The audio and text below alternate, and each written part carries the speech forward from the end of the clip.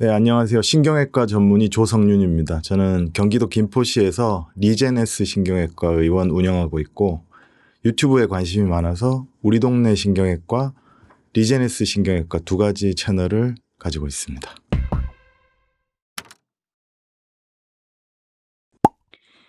최근에 우리 동네 신경외과 채널에 굉장히 흥미로운 영상을 올려주셨는데 AB형이 잘 걸릴 수 있는 질환이 있다고요?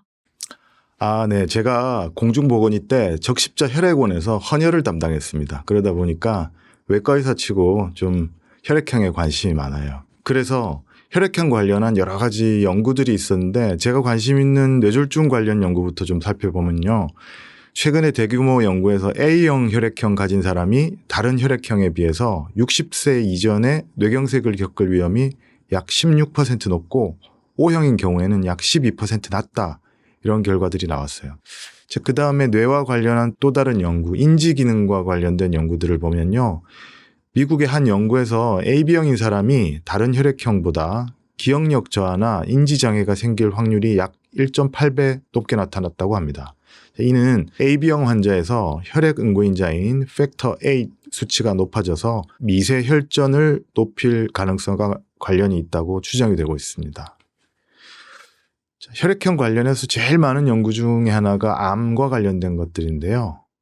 위암 연구가 가장 고전적입니다. 이것은 이미 1950년대에 미리 밝혀져 있었는데요. A형에서 위암 발병률이 O형보다 약 20% 높다 이렇게 나왔고요. 반면에 또 소화성 궤양은 O형에서 가장 많이 발생한다고 해요. 그리고 A형에서는 상대적으로 덜 발생한다고 하고요. 이런 것들이 아마도 헬리코박터 파일로리 균하고 관련이 있는 것 같습니다. 최근에는 췌장암 관련한 연구가 대표적인데요. O형이 가장 위험이 낮다고 알려져 있고요. B형은 O형보다 췌장암 위험이 약 70% 이상 높았고 AB형은 50%, A형은 30% 높았다고 합니다. 그리고 여러 가지 암들을 전반적으로 쭉 혈액형별로 살펴보면 전반적으로 A형은 난소암, 유방암, 대장암 등이 높고 O형은 대체로 암 위험이 가장 낮다고 알려져 있습니다. ABO식 혈액형 이외에 흥미로운 연구들이 몇 가지 있습니다. 제일 대표적으로 널리 알려져 있는 것은 RH 음성 산모와 RH 양성 태아 사이에 RH 인자 부적합증이 발생하면 신생아 용혈성 빈혈이 발생한다는 것은 널리 알려진 사실입니다. 그리고 최근에는 RH 양성인 사람이 RH 음성인 사람보다 코로나19를 포함한 여러 가지 감염병에 걸릴 위험이 높았다고 합니다.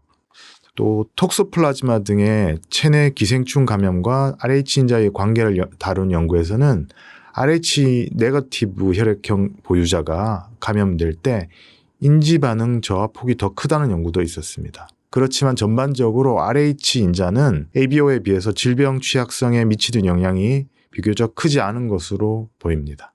혈액형 관련된 연구를 몇 가지 소개시켜 드렸는데요. 이게 큰 의미를 모두 다 가진다고 보기는 어렵습니다. 상당수는 오히려 그냥 흥미 위주로 봐주셔야 될 것 같은데요. 의학적으로 얼마나 의미가 있는지는 꼼꼼히 따져봐야 될 요소들이 너무 많기 때문에 그렇습니다. 제가 소개한 내용은 비교적 작은 차이고요. 혈액형이 뇌질환을 결정짓는 절대적인 요소는 아니라는 거 명심하셔야 되겠습니다.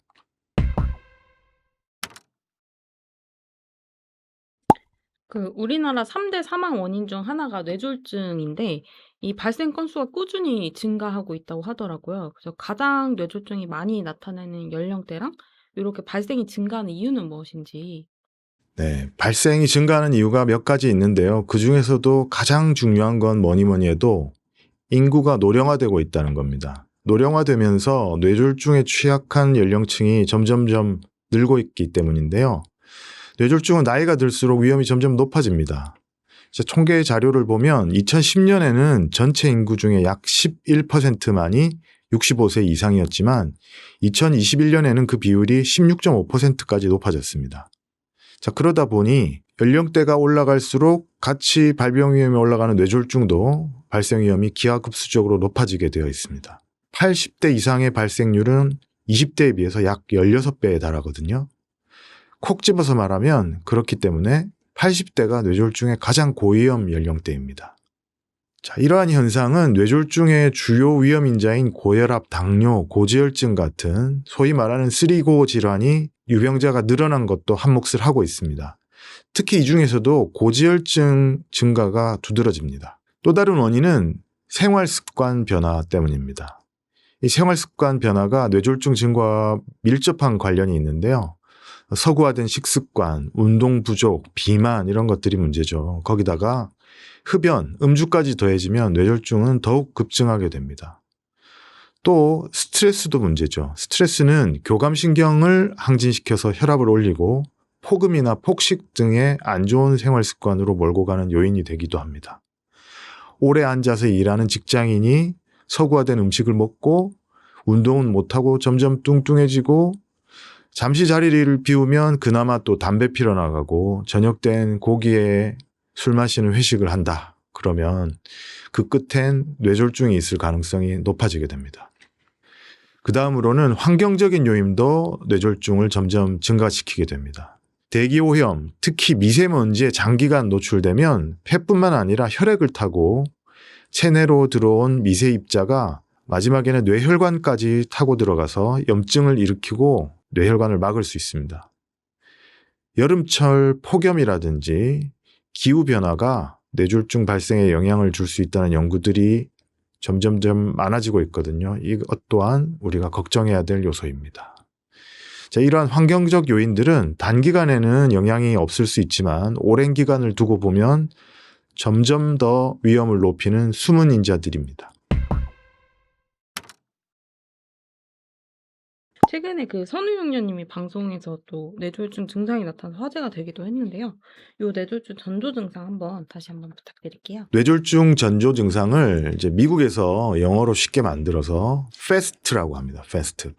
빠르다는 뜻이죠. 이게 여러 가지 의미를 가지고 있는데 F는 face, 얼굴 마비를 뜻합니다. 그 다음에 A는 arm, 팔 마비죠. 그 다음에 S는 speech, 이제 언어 마비가 될 수 있겠고요. 그 다음 마지막으로 fast에서 T는 time입니다. 자, 얼굴이 마비되고 팔이 마비되고 언어장애가 생기고 그랬을 경우에는 time, 빠른 시간 내에 치료를 해야 된다. 이런 내용이죠. 그래서 쉽게 생각하면 얼굴이 마비되고 팔다리가 마비되고 언어장애가 생기면 빨리 119 불러라. 이렇게 기억을 하시면 되겠습니다. 이게 증상이 잠깐 있었다가 금방 또 사라져서 괜찮나 하고 가만히 계시는 분도 있는데 이때 병원에 가야 되는 이유가 무엇일까요? 증상이 생겼다가 갑자기 사라진다 했을 때 안심할 이유가 전혀 아닌 게요. 일과성 뇌허혈 발작 가능성이 높기 때문입니다.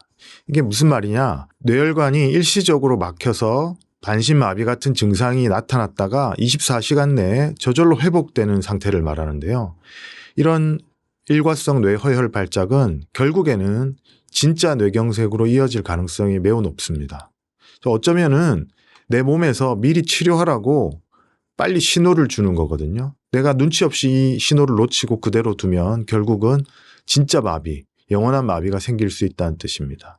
자, 그렇기 때문에 이런 신호를 내 몸에서 줄 때는요, 지체하지 말고 빨리 병원에 가세요. 그러면 의사들이 보고 판단해서 급성 뇌경색이 혹시 있는지, 혈관이 좁아진 부분이 있는지, 부정맥 같은 뇌경색을 유발할 만한 다른 요인들이 있는지를 확인하게 됩니다. 이런 검사들을 해서 문제가 있다는 것이 밝혀지면 미리 수술을 한다든지 시술을 한다든지 치료를 할 수도 있고요.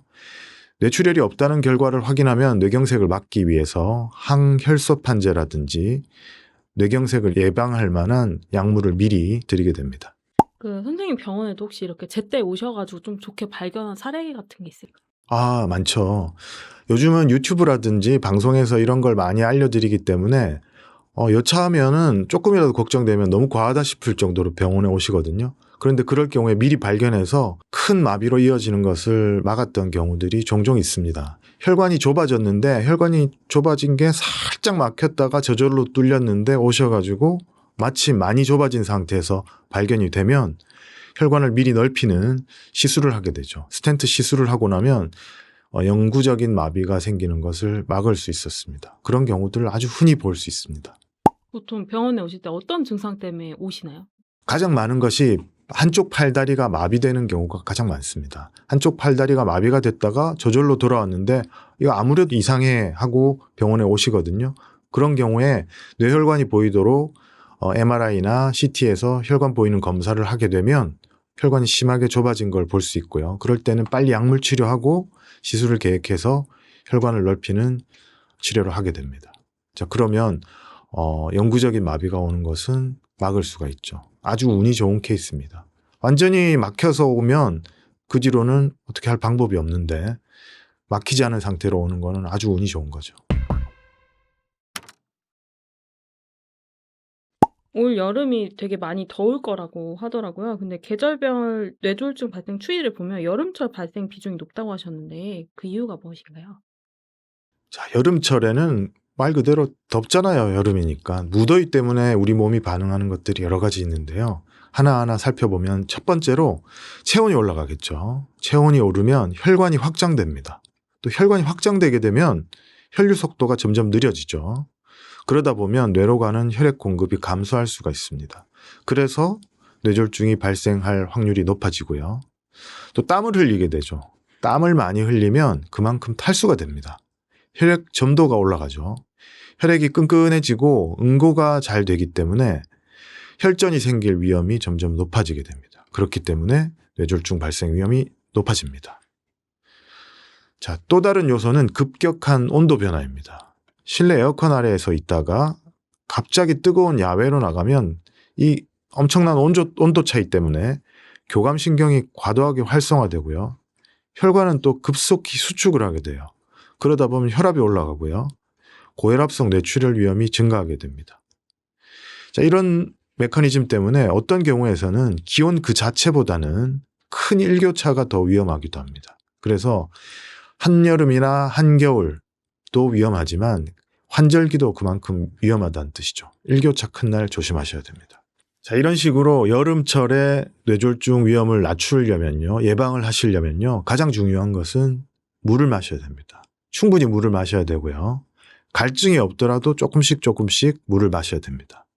커피나 술은 액체이긴 하지만 안 됩니다. 왜냐하면 커피, 술, 카페인, 알코올 둘 다 몸에서 물을 빼가는 역할을 하죠. 그렇기 때문에 물을 마신 것 같지만 실제로는 물이 많이 더 빠져나갈 수 있기 때문에 커피나 술보다는 순수한 물을 마시는 게 좋습니다.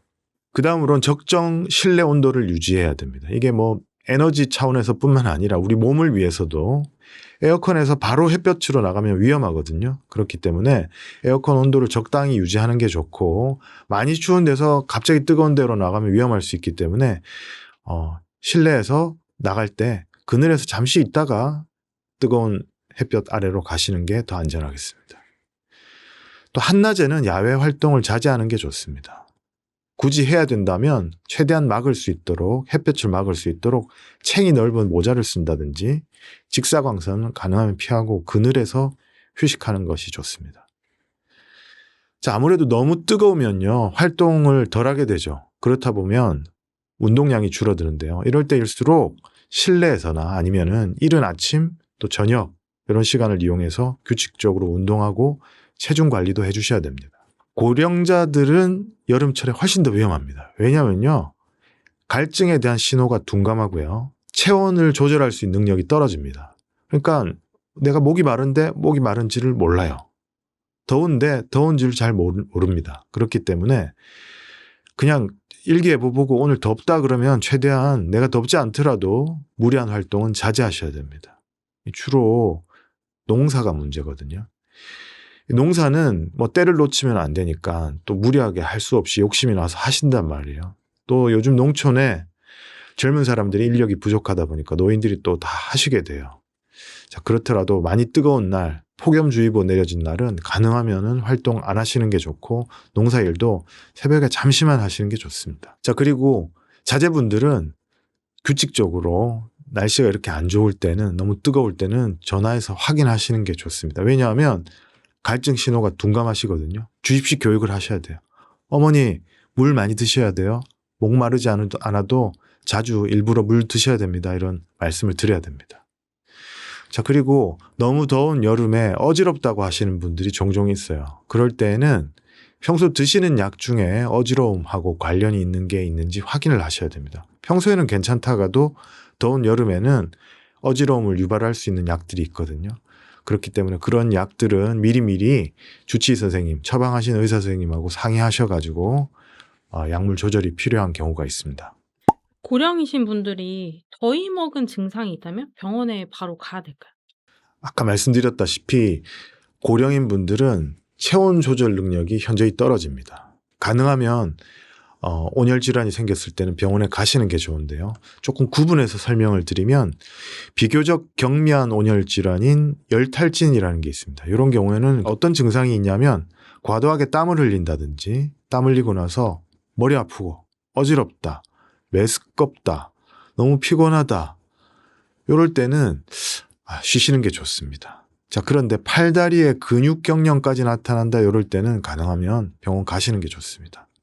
일단 집에서 해볼 수 있는 조치는 먼저 당연히 시원한 곳으로 이동을 해야 되겠죠.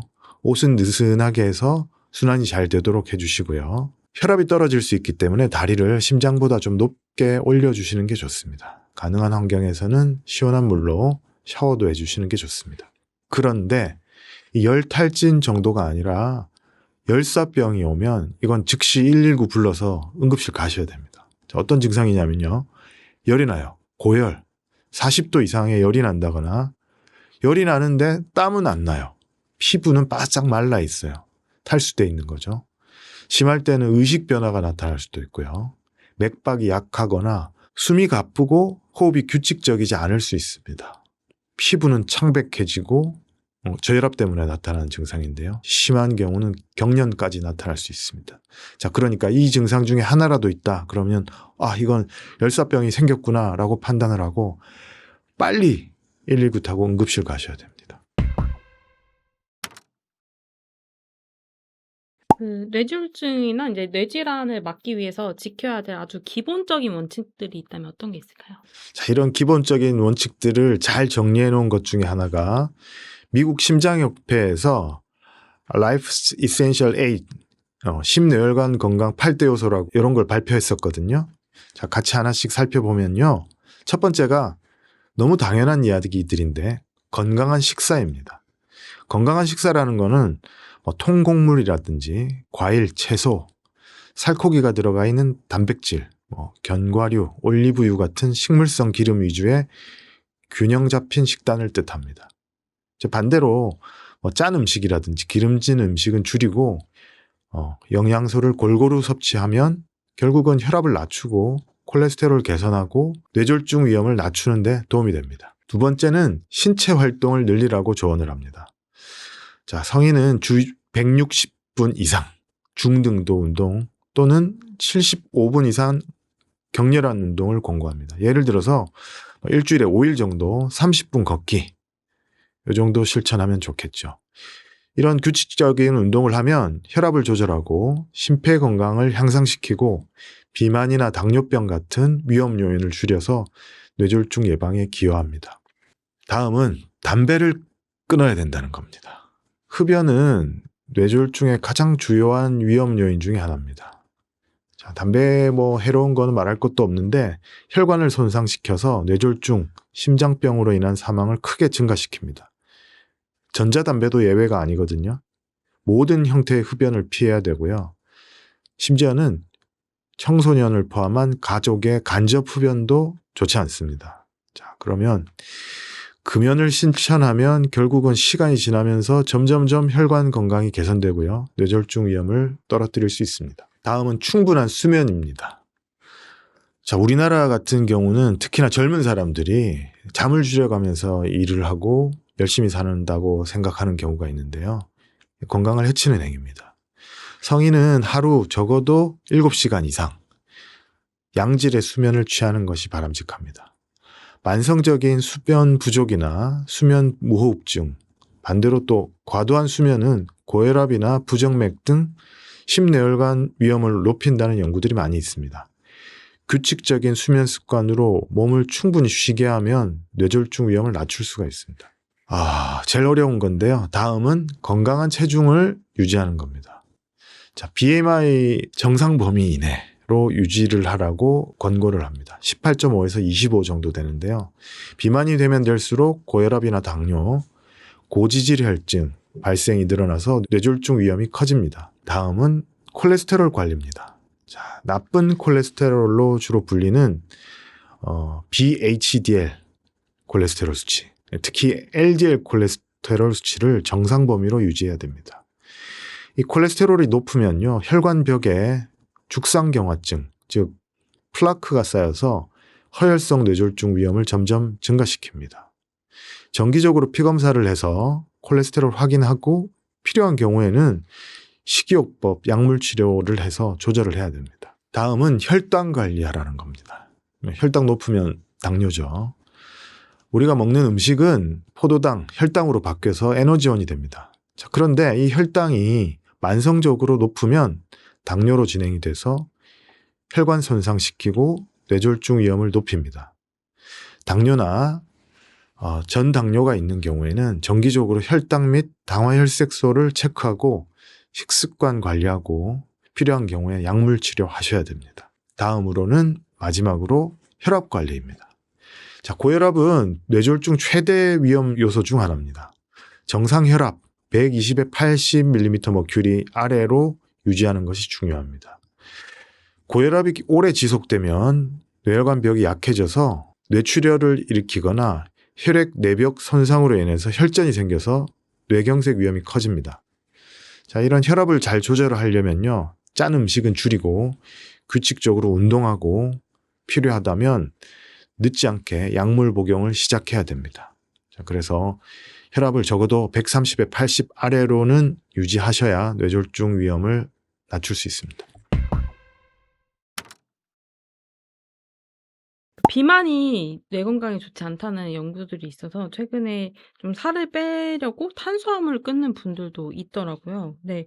탄수화물에서 발생한 포도당이 이제 제일 많이 쓰는 게 뇌라고 하던데 탄수화물 안 먹으면 뇌 건강에 어떤 영향이 있는지.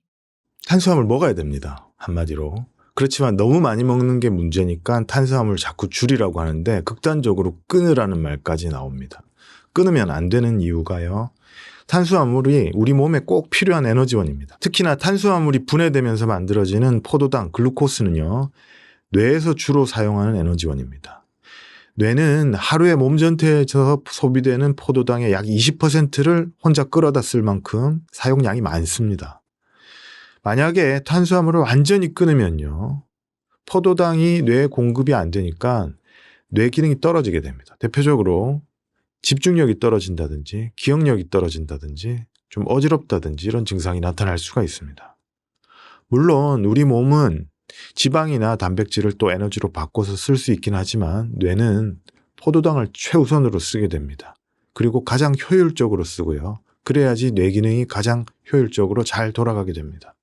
자, 그래서 현명한 다이어트를 내 입장에서 생각을 해본다면요, 탄수화물을 완전히 아예 끊으면 안 됩니다. 적절하게 줄이고, 우리나라 사람들은 탄수화물을 워낙 많이 먹으니까 좀 과하다 싶을 정도로 많이 줄이는 것도 좋습니다만 끊으면 안 됩니다. 균형 잡힌 식단으로 가야 됩니다. 탄수화물 중에서도 정제탄수화물, 우리가 흔히 먹는 쌀, 밀가루 같은 정제탄수화물은 가능하면 줄이고요. 현미, 귀리, 고구마 같은 건강한 탄수화물 비율을 늘리면 다이어트와 함께 뇌 건강을 동시에 챙길 수가 있습니다. 그 60세 이후에 다이어트를 하면 뇌가 줄어든다는 얘기도 있더라고요. 이게 정말일까요? 사실 다이어트를 안 해도 뇌는 나이가 들면 줄어들게 됩니다. 그런데 무리하게 굶는다든지 극단적으로 탄수화물 끊어버린다면 이 과정이 좀 더 촉진이 돼서 뇌가 더 많이 줄어들 수도 있습니다. 특히나 60세 이후에 무리하게 다이어트를 하면요, 뇌세포 손실이 가속화될 수가 있고요. 심지어는 인지 기능이 저하될 위험이 있습니다. 자, 그래서 나이가 들수록 중요한 것은 마냥 체중 자체를 뺀다는 것보다는 근육량은 유지 또는 오히려 증가시키면서 체중을 뺀다, 이렇게 목표를 잡으셔야 될 겁니다. 근육량을 늘리면요, 기초 대사량이 증가하고 그러면 자연스럽게 지방은 잘 타고 혈액순환이나 뇌 건강에도 도움이 됩니다. 규칙적인 운동과 함께 적당한 양의 건강한 탄수화물을 그리고 충분한 단백질을 흡수하는 것이 중요합니다. 탄수화물을 완전히 끊으면 안 됩니다. 정리를 좀 해드리면요. 탄수화물을 완전히 끊지 말고요. 적절히 섭취하셔야 되고 나이 들어서 다이어트 할 때는 극단적으로 하기보다는요. 근육량 유지를 엄청 신경을 쓰면서 다이어트를 하셔야 됩니다. 균형 잡힌 식사, 규칙적인 운동, 이 대원칙을 지키면서 하는 것이 가장 좋은 다이어트입니다. 한편에서는 케토제닉 다이어트 주장하는 분들이 이제 뇌의 주요 성분이 지방이라서 버터나 고기 등 지방을 많이 섭취해야 뇌가 건강하다는 얘기도 있는데 이런 의견은 어떻게 보시나요? 자, 이 주장을 하시는 분들이 항상 얘기하는 게 뇌가 60%가 지방이다 이런 얘기를 하거든요. 이게 어떻게 보면 틀린 말이고 어떻게 보면 맞는 말인데 60%라는 수치는 수분을 제외했을 때 나오는 수치입니다. 이제 수분을 제외하고는 뇌에서 가장 많은 것이 지방 성분이거든요. 그래서 지방이 중요하긴 합니다. 특히나 뇌 세포막의 주요 성분은 인지질, 콜레스테롤 같은 지방입니다. 하지만 뇌가 지방이 많으니까 고기나 버터 같은 포화지방을 많이 먹어야 뇌가 건강하다라는 주장은 근거가 충분하진 않습니다. 뇌 건강에 유익한 지방은 주로 불포화지방산, 특히 오메가3 지방산입니다. 포화지방을 과다하게 섭취하게 될 경우는 심뇌혈관 질환, 뇌졸중 등의 신경학적 문제 위험을 더 높일 수 있다는 연구 결과들이 많이 있고요. 케토제닉 다이어트는 단기적으로 체중 감소, 그리고 일부 신경질환에 대한 긍정적 효과가 보고된 바가 있지만 장기적으로 모든 사람에게 널리 뇌 건강에 좋다 이렇게 일반화하기에는 아직 연구가 많이 부족한 상태입니다. 불포화 지방산 섭취의 중요성에 대해서 좀 더 말씀을 드리면요. 오메가3 지방산, 특히 DHA는요. 뇌세포막을 구성하는 주요한 불포화 지방산입니다. 뇌 발달, 기능 유지에 필수적인데요. 자, DHA는 뇌세포막 유동성을 증가시켜서 신경전달 물질이 원활하게 이동되도록 돕습니다. 자, 오메가3가 만약에 부족하게 되면요. 인지 기능도 떨어질 수 있고 우울증이나 치매 같은 질병 위험이 증가됩니다. 많은 연구에서 오메가3 섭취는요. 기억력을 증진시키고 우울증 예방 및 치료에 긍정적인 영향을 미칠 수 있다는 증거가 제시되고 있습니다. 따라서 오메가3 지방산이 풍부한 생선, 특히 고등어, 연어 같은 것들요. 또 견과류, 올리브 오일 이런 불포화 지방산을 포함한 균형 잡힌 식사가 권장이 됩니다. 자, 뇌 건강에 지방 섭취가 분명히 중요하지만요. 지방 종류와 균형이 핵심입니다. 포화지방을 많이 먹게 되면 뇌혈관을 오히려 망가뜨릴 수 있고요. 뇌 건강을 위해서는 오메가3와 같은 불포화 지방산 중심의 균형 잡힌 식단을 유지하는 것이 과학적으로도 가장 근거 있는 권장사항입니다. 그럼 오메가3 영양제로 먹는 것도 도움이 되나요? 가장 좋은 것은 오메가3 지방산이 풍부한 음식을 먹는 거겠지만요. 지나치게 부족하다, 어쩔 수 없이 그럴 때는 영양제 먹는 게 도움이 될 수도 있습니다. 그런데 제가 영양제를 말씀드리지 않은 이유는 우리나라에서는 이미 충분한데 영양제로 너무 과하게 먹는 경우들이 있는데 그런 것은 별로 추천하고 싶지 않고 도움이 되지 않습니다. 요즘에 위고비가 아주 화제인데요. 이 호르몬을 통해서 식욕을 조절하는 건데 이게 혹시 뇌 건강에는 어떤 영향이 없는지 궁금하네요. 사실 저도 이제 뇌를 공부한 사람이다 보니 위고비가 나왔을 때 열풍일 때 이 걱정을 좀 했었습니다. 그래서 공부를 좀 했는데요. 현재까지 연구 결과에서 뇌 건강에 유해하다는 근거는 없습니다. 오히려 위고비와 같은 GLP-1 유사체는 뇌에 보호적인 효과를 줄 가능성이 많이 제시되고 있습니다. 첫 번째로는 인지 기능에 미치는 영향을 보면요. 연구 결과에서 위고비는 인지 기능을 떨어뜨리지 않고요. 오히려 일부 연구에서는 기억력과 집중력 등 인지 기능 개선의 가능성을 제시하고도 있습니다. 심지어 장기적으로는 치매 위험을 줄일 수 있다는 연구도 나오고 있습니다. 기분이나 정신건강 측면에서 보면요. 불안이나 우울증을 악화시킨다는 강력한 근거는 없습니다. 그러나 일부 소수의 사례에서 불안이나 우울감을 경험하는 경우가 있어서 특히 과거 우울증 병력이 있는 분이라면 초기 사용 기간 동안 기분의 변화를 모니터링하는 것이 필요합니다. 가능하면 우울증이 있었다면 피하라고 하고 싶습니다. 뇌 독성이나 구조적 변화가 있는 거 아니냐 이런 걱정들도 있는데 현재까지 연구들에서 뇌 독성을 나타내거나 뇌 구조를 해치는 부작용은 보고된 바가 없습니다. 오히려 신경세포를 보호하고 뇌에서 염증을 줄이는 효과가 있을 거라는 가능성이 연구되고 있습니다. 뇌졸중이나 뇌혈관계 영향을 보면요. 위고비가 혈압이나 혈당 관리에 도움을 주기 때문에 뇌졸중 발생 위험을 오히려 감소시킬 수 있다는 연구 결과가 다수 나와 있습니다. 자, 종합적으로 볼 때 위고비가 뇌 건강에 부정적 영향을 미친다는 증거는 현재까지 발견이 되지 않고요. 오히려 일부 긍정적인 효과가 나타날 가능성이 제기되고 있습니다. 다만 개인차가 많을 거기 때문에 약물을 복용하는 동안 기분이나 인지력 변화 등을 꾸준히 살펴보고 이상 증상이 나타나면 꼭 의사와 상의해야 되는 것이 당연합니다. 그래서 위고비는 의사가 처방을 하고 또 꾸준히 관리를 해줘야 되는 약물입니다. 최근에 러닝 열풍이 일고 있는데요. 어떤 선생님들 주장에 따르면 뇌 건강에 유산소 운동이 되게 좋다는 얘기가 있더라고요. 거의 뇌 운동이 뇌 운동이다 이렇게 말하기도 하는데 선생님 어떻게 보시는지 궁금합니다. 적극 동의하지만 저는 뛰기가 힘들더라고요. 근거가 여러 가지 있습니다. 그 관련해서. 첫 번째, 신경 가소성 증가. 뇌유래 신경 영양인자 BDNF 분비가 증가되기 때문에 기억과 학습을 담당하는 해마 부위의 신경세포 생성을 촉진시키고 뇌 가소성을 높이는 것이 바로 러닝입니다. 다음으로는 뇌 혈류량이 증가됩니다. 달리기와 같은 중강도 이상 유산소 운동은 뇌로 가는 혈류량을 크게 증가시키기 때문에 뇌세포에 산소와 영양 공급을 원활하게 합니다. 다음으로는 인지기능 및 기억력 향상입니다. 유산소 운동을 하게 되면 집중력, 기억력, 정보 처리 속도 등 인지기능의 개선을 도와서 치매 예방 및 인지력 저하 방지에 아주 효과적입니다. 마지막으로 스트레스와 우울감을 감소시킵니다. 규칙적으로 달리기를 하면 세로토닌, 도파민 등 기분을 좋게 하는 신경전달 물질의 분비가 촉진되기 때문에 우울과 불안을 감소시킵니다. 자, 그런데 보통 유산소 운동이라고 하면 걷기를 많이 얘기하시잖아요. 그런데 걷기보다는 숨이 차는 달리기가 확실히 더 좋습니다. 왜냐면요.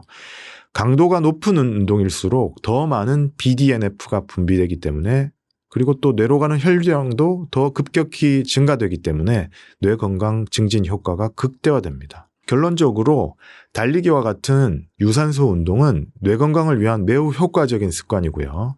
걷기보다는 숨이 차는 수준의 달리기가 더 큰 효과를 발휘하게 됩니다.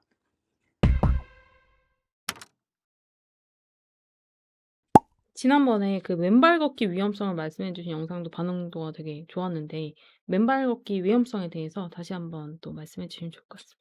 제가 맨발 걷기를 반대하는 이유는 맨발 걷기로 얻을 수 있는 거의 대부분의 효과를 신발을 신고도 얻을 수 있기 때문이고요. 신발을 신지 않았을 때 여러 가지 위험이 나타날 수 있기 때문에 말씀을 드렸던 겁니다. 누구나 생각할 수 있다시피 맨발로 걸었을 경우에는 상처 및 감염 위험이 증가하게 됩니다. 땅에는 당연히 돌이라든지 유리조각이라든지 날카로운 물체가 있을 수 있기 때문에 그걸 밟아서 발에 상처가 생길 수도 있고 이 상처 부위를 통해서 세균이 침투해서 감염될 수 있습니다. 특히나 맨발 걷기 하는 분들 중에 당뇨 환자들이 많거든요. 그런데 당뇨 환자들일 경우에는 감각이 무디고 자기 상처가 났을 때 인지를 못할 수도 있고요. 상처가 잘 낫지 않는 경향이 있기 때문에 특히나 더 조심하셔야 됩니다. 다음으로는 족저근막염 등의 발 건강 문제인데요. 단단하거나 울퉁불퉁한 바닥을 오랫동안 맨발로 걸으면 발의 아치를 지탱하는 족저근막에 과도한 스트레스가 가면서 족저근막염이 악화된다거나 발 뒤꿈치의 통증이 더 심해질 수가 있습니다. 자, 다음으로는 근골격계 전반적으로 봤을 때 관절이나 척추의 부담이 증가되게 됩니다. 맨발로 딱딱한 표면을 걸으면 충격 흡수가 제대로 되지 않기 때문에 무릎이나 척추 등에 부담을 더 많이 주게 되고요. 특히나 평소 운동을 잘 하지 않던 분들은 더 심해질 수가 있습니다. 맨발 걷기보다 더 좋은 운동들이 많거든요. 앞서 말씀드렸다시피 짧은 시간이라도 숨이 차도록 빠르게 달리는 것이 좋습니다. 빠르게 달리는 걸 막 마라톤 하듯이 몇 시간씩 하라는 게 아니라요. 단 5분이라도 걷기보다는 빠르게 달려서 숨이 헐떡거려져야 운동이 꽤 효과가 있습니다. 강도가 높은 운동일수록 더 많은 뇌유래 신경 영양인자 BDNF가 분비가 많이 됩니다. 뇌 혈류량도 많아지고요. 그래야지 뇌 건강에 효과가 있습니다. 그런데 저는 유산소 운동보다도 오히려 근력 운동을 더 강조하고 있습니다. 보통 근력 운동보다 유산소 운동 이야기가 많이 나오는데 굳이 근력 운동 이야기를 많이 하는 이유는요.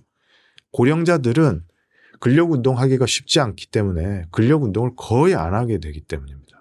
고령자일수록 그렇기 때문에 근력 운동을 기본적으로 꼭 하셔야 됩니다. 근력 운동을 하게 되면요. 당연히 뇌 기능이 향상될 수 있습니다. 근력 운동으로도 뇌 혈류가 증가하고 BDNF가 많이 분비가 됩니다. 자, 이런 것들은 뇌세포, 신경세포 성장, 재생, 촉진하고 기억력, 집중력, 인지기능 전반을 개선시킬 수가 있습니다. 고령자들이 제일 걱정하시는 치매 예방 효과도 있습니다. 지속적으로 근력 운동을 하면요. 인지기능 저하가 지연되고 알츠하이머 같은 치매 위험을 낮추는 것으로 알려져 있습니다. 이것은 근력 운동이 뇌 내의 염증 반응을 떨어뜨리고 뇌 구조적 노화를 늦추는 데 도움을 주기 때문입니다. 근력 운동은 스트레스 및 우울증 완화에도 도움이 됩니다. 신경 전달 물질인 세로토닌, 도파민 분비를 촉진해서 스트레스, 불안감, 우울감 낮추는 효과가 있습니다. 장기적으로 정신건강과 정서적 안정성 향상에도 도움이 됩니다. 수면의 질도 개선이 됩니다. 규칙적으로 근력 운동을 하면 깊은 수면을 유도해서 수면의 질을 개선하게 됩니다.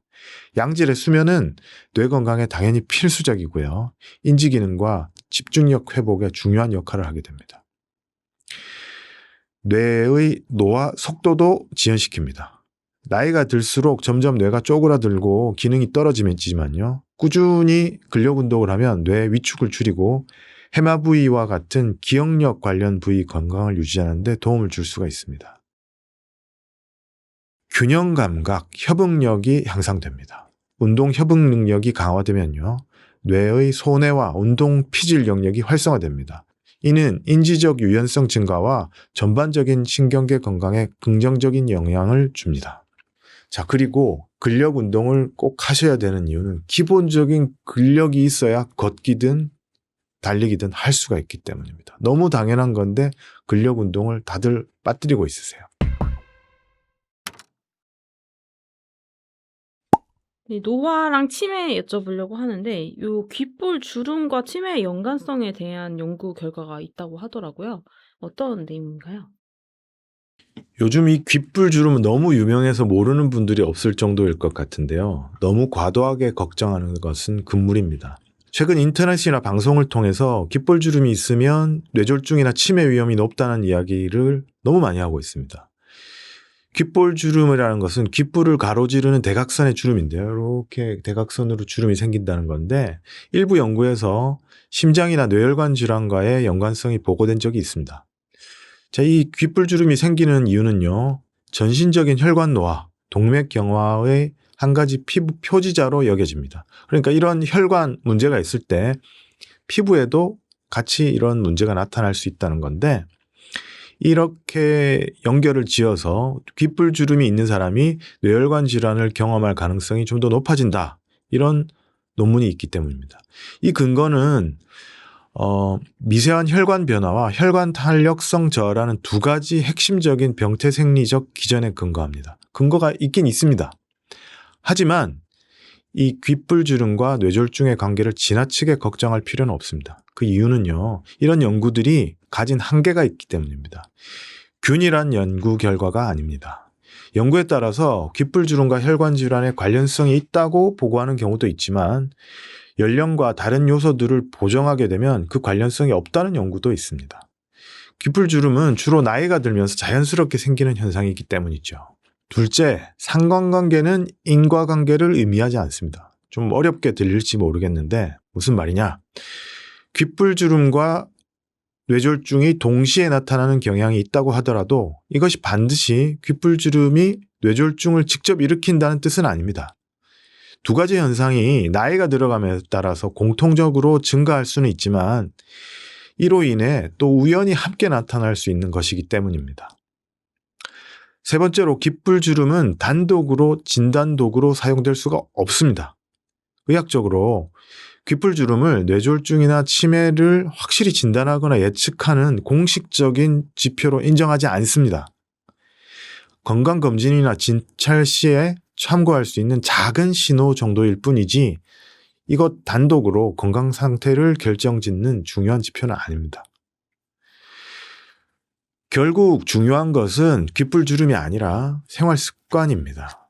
정기적으로 혈압, 혈당, 고지혈증 같은 훨씬 더 인정되어 있는 위험 인자를 잘 점검하고 규칙적으로 운동하고 금연하고 균형 잡힌 식사하시고 이런 건강한 생활 습관을 유지하는 것이 뇌졸중을 예방하는 가장 확실한 방법입니다. 그러니까 귓불주름만으로 지나치게 걱정하지 마시고요. 차라리 귓불주름을 걱정하기보다는 앞으로 말씀드릴 노화의 증거들을 걱정하시는 게 맞습니다. 첫 번째, 기억력 감퇴입니다. 최근에 있었던 일을 깜빡깜빡 잘 기억하지 못한다거나 친숙한 이름이나 단어가 잘 떠오르지 않으면 이게 노화의 증거죠. 다음으로는 집중력과 판단력 저하. 복잡한 일을 처리하거나 판단하는 속도가 느려질 수 있고요. 일상적인 결정에서도 망설임이 많아지고 실수가 증가할 수가 있습니다. 또 언어 능력이 떨어질 수 있습니다. 말하는 속도가 떨어지거나 단어가 잘 기억이 안 날 수 있습니다. 대화 중에 단어가 잘 기억이 안 나서 그 시기 저 이렇게 하면서 점점 자주 머뭇거리는 일이 생길 수가 있습니다. 방향 감각과 공간 인지력이 떨어질 수가 있습니다. 길을 찾는 것이 어렵고 자주 다니던 길에서도 방향이 좀 헷갈릴 수가 있습니다. 물건을 자주 잃어버리고 익숙한 장소에서도 혼란을 느낀다면 노화의 증거가 될 수가 있습니다. 수면 패턴이 변화합니다. 밤잠이 얕아지고 자주 깨는 현상이 증가할 수 있고요. 또 낮에도 졸음이 많아지고 낮잠 시간이 길어질 수 있습니다. 정서적인 변화도 나타날 수 있는데요. 이유 없이 우울하다거나 불안한 감정이 자주 나타날 수가 있습니다. 또 사소한 일에도 화가 난다거나 못 참는 현상이 나타날 수가 있죠. 그리고 가장 흔히 볼 수 있는 것은 운동 기능이 떨어지는 겁니다.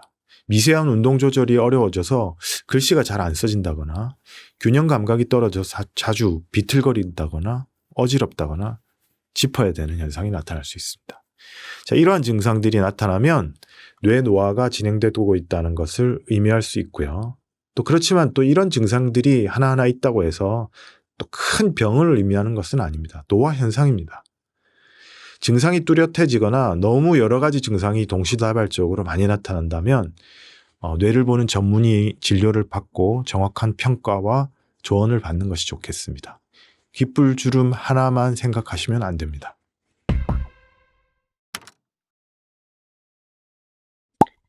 우리나라 3대 사망 원인 중 하나가 뇌졸중인데 이 발생 건수가 꾸준히 증가하고 있다고 하더라고요. 그래서 가장 뇌졸중이 많이 나타나는 연령대랑 요렇게 발생이 증가하는 이유는 무엇인지. 뇌의 기억력, 특히 단기 기억력은 다 자라고 난 이후 20대 중반 이후에 서서히 떨어지기 시작합니다. 그렇기 때문에 신경 가속성을 촉진시키는 습관을 계속 기르고 효과적으로 유지해야 합니다. 과학적으로 입증된 신경 가소성을 촉진하는 습관들을 살펴볼게요. 새로운 단어를 외우세요. 자, 새로운 어휘를 익히는 활동은 전두엽과 해마의 활성화를 촉진해서 단기 기억 및 장기 기억력 향상에 효과적입니다. 자, 매일 새로운 단어 5개, 10개 여러 차례 복습하는 게 좋은데 사실 이거 지키기가 쉽지가 않죠. 그러니까 내가 어디선가 새로운 단어를 들었다. 그러면 그걸 까먹지 않으려고 계속 자주 사용하고 기억하는 것만 해도 도움이 될 수가 있습니다. 일기 쓰기. 하루 동안의 사건을 글로 정리하는 이 과정이야말로 기억력을 담당하는 뇌 영역과의 연결성을 높이고 인지 능력을 강화시킬 수가 있습니다.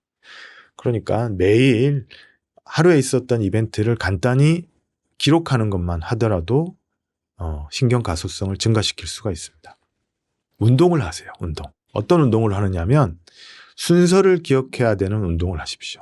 예를 들면 아이돌의 춤 동작을 따라한다든지 이런 순서를 기억해야 되는 운동을 좀 하시면 운동 기억력, 모터 메모리가 좋아지고 공간 기억력을 자극해서 뇌신경 회로를 강화하게 됩니다.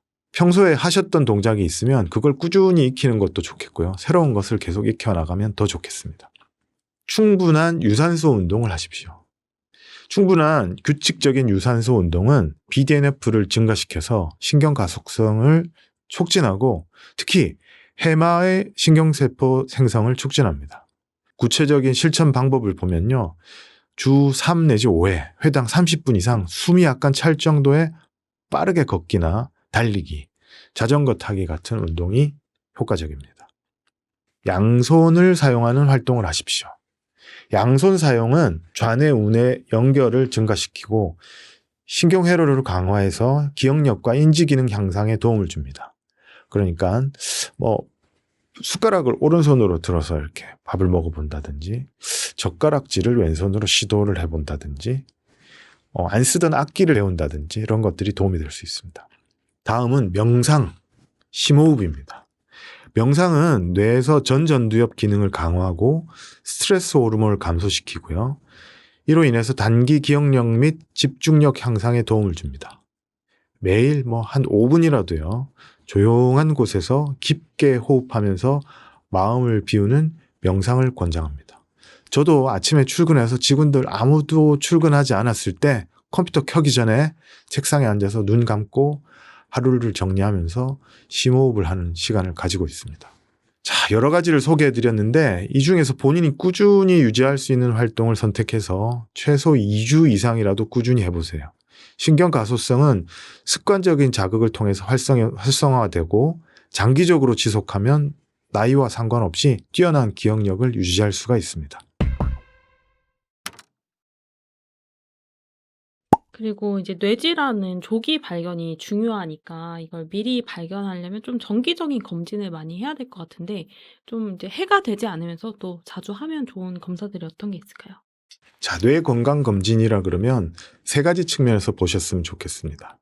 뇌 구조적인 측면, 그리고 뇌 혈관 문제, 그리고 뇌 기능적인 면, 이 세 가지를 좀 보셨으면 좋겠는데 뇌 구조 자체, 뇌 실질의 모양을 보려면 MRI나 CT 같은 영상 검사를 통해서 뇌 모양을 전반적으로 보면 좋고요. 예를 들면 뇌 볼륨이 지나치게 작아졌다든지 그러면 문제가 되겠죠. 또 뇌 종양이 생긴다든지 뇌졸중으로 인해서 모양이 변했다든지 이런 걸 빨리빨리 캐치를 해서 조치를 해야 됩니다. 다음으로는 뇌혈관 모양을 봐야 됩니다. 뇌혈관을 보려면 MRA, CT 엔지오그래피 같은 영상 검사를 통해서 볼 수가 있고 간접적으로 경동맥 초음파를 통해서 뇌혈관 건강을 가늠해 볼 수도 있습니다. 뇌 건강 검진 중에서 뇌혈류 초음파라는 것이 있는데 물론 도움은 되겠지만 MRI나 CT에서 직접 모양을 보는 것에 비해서는 조금 떨어질 수 있겠습니다. 자, 왜 그러냐면 뇌는 다른 부위와 달리 두개골, 단단한 뼈로 둘러싸여져 있기 때문에 초음파로 뇌 안에 있는 혈관까지 파악하는 것이 좀 한계가 있습니다. 다음으로 뇌 기능을 보기 위해서 뇌 인지 기능 검사, 아주 간단하게 IQ 테스트 하듯이 인지 기능을 살펴볼 수가 있고 또 뇌파 검사를 통해서 뇌 스트레스 정도라든지 좌뇌 우뇌 간의 연결이라든지 또 인지 기능이라든지 이런 것들을 살펴볼 수가 있겠습니다. 그 MRI나 MRA는 좀 비싼 걸로 아는데 그나마 좀 가성비 좋은 검사는 이 중에 어떤 게 있을까요? 가장 가성비가 좋은 것은 인지기능 검사입니다. 인지기능 검사는 심지어는 보건소에서 공짜로 해주는 경우도 있을 수 있고요. 병원에서 하더라도 그렇게 비싼 검사가 아니기 때문에 전문가들의 도움을 받을 수 있으면서 저렴하게 할 수가 있습니다. 여기서 뭔가 이상이 나타나면 그때 또 좀 더 비싼 검사를 해도 되죠. 그럼 비싼 검사들은 좀 주기를 어느 정도로 가져가면 좋을까요? 저는 아무 이상이 없는 분들은 MRI나 CT 같은 경우에 3년이나 5년쯤 있다가 해보라고 합니다. 그런데 또 연세가 많이 든 분들은 또 1년, 1년이 다를 수 있기 때문에 상황을 보고 1년마다 검사하시라고 하는 경우도 있습니다. 반대로 좀 불필요하게 인제 방사선 노출도 좀 걱정이 되실 텐데 좀 안 해도 괜찮은 건강검진은 어떤 게 있을까요? 제가 생각했을 때 제일 안타까운 건 펫CT입니다. 펫CT가 좋은 검사긴 합니다. 어떤 경우에서 아주 유용한 검사거든요. 뭐 암의 진단을 한다든지 병기를 평가한다든지 치매나 파킨슨을 구체적으로 진단을 한다든지 또 특정 심장 질환을 본다든지 이럴 때는 펫CT가 도움이 될 수 있습니다. 그러나 그런 것을 보려고 그냥 무작위로 하기에는 방사선 노출이 너무 많습니다. 그렇기 때문에 무증상 일반인을 대상으로 한 검진에서 펫CT는 없어져야 한다고 봅니다. 검진 목적의 펫CT가 추천되지 않는 이유는요. 낮은 진단 특이도와 위양성 위험입니다. 펫CT는 대사 활성도를 기반으로 병변을 탐지하기 때문에 암 외에도 염증이나 감염 등에서도 양성이 나타날 수가 있고요. 이로 인해서 불필요한 추가 검사를 한다든지 과도한 불안감을 유발할 수가 있습니다. 효율성이 떨어지고 비용 대비 효과가 미흡합니다. 무증상자를 대상으로 펫CT를 시행하면요. 발견되는 임상적인 의미가 없는 병변이 너무 많아서 추가 검사나 시술로 인해서 비용 증가하고 의료 자원이 낭비되는 결과를 초래할 수 있습니다. 제가 가장 우려되는 것은 불필요한 방사선 피폭입니다. 일반 저설량 PT와 달리 펫CT 검사는 CT와 방사선 동위원소를 동시에 사용하면서 방사선 피폭량이 지나치게 늘어나게 됩니다.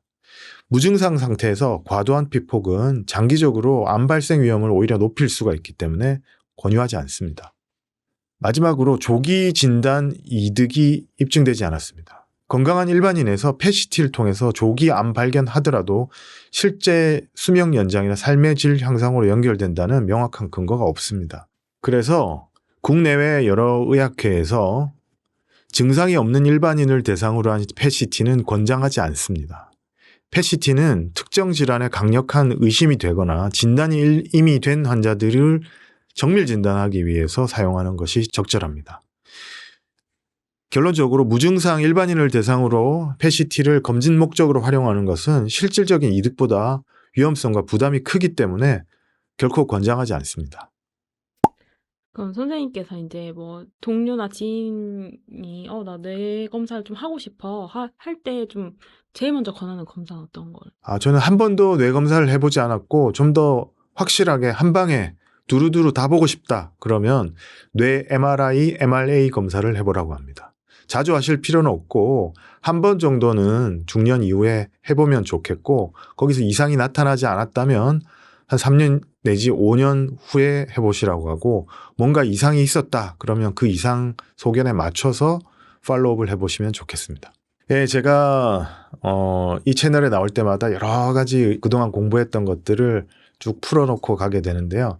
사실은 이런 이야기들을 제 유튜브 채널에서도 많이 하고 있습니다. 제가 예전부터 해왔던 우리 동네 신경외과 채널에서 두루두루 다루고 있고요. 또 병원에서 주로 다루는 질환들, 척추나 관절 질환들 위주로 하는 리제네스 신경외과 유튜브 채널에서도 여러 가지들을 다루고 있습니다. 궁금한 점이 있으면 제 채널에도 오셔서 여러 가지 영상을 봐주셨으면 좋겠습니다.